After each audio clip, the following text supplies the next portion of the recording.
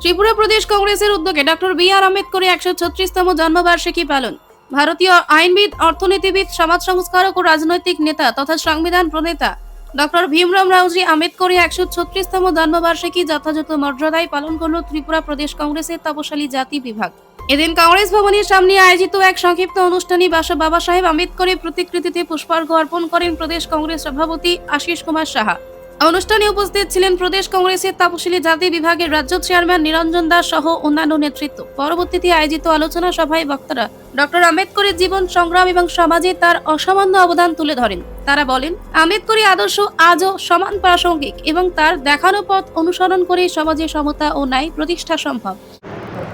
Doctor ভীমজি রাও রামজি আম্বেদকরের জন্মজয়ন্তীতে ত্রিপুরা প্রদেশ কংগ্রেস ও ত্রিপুরা প্রদেশ কংগ্রেসের তফসিলি জাতি বিভাগ, আমাদের পশ্চাৎপদ বিভাগ এবং সংখ্যালঘু বিভাগের পক্ষ থেকে আমরা প্রণাম জানাই। একজন সমাজ সংস্কারক, প্রখ্যাত আইনজীবী, ভারতবর্ষের সংবিধান প্রণেতা রূপে যিনি সর্বজন বিদিত, ওনাকে শ্রদ্ধাঞ্জলি অর্পণ করে যথাযোগ্য মর্যাদার সঙ্গে এই দিনটি পালন করার মধ্য দিয়ে দেশের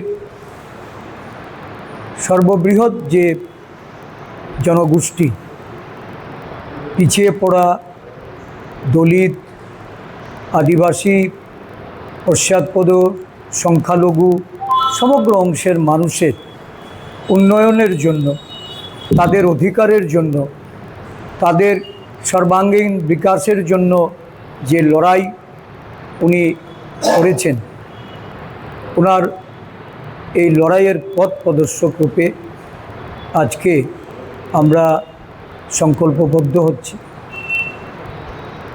একজন শুধুমাত্র আইনজীবী নয়, উনি ছিলেন ভারতবর্ষের জওহরলাল নেহরুর ক্যাবিনেটের প্রথম আইন এবং সোশ্যাল জাস্টিস মিনিস্টার। ওনাকে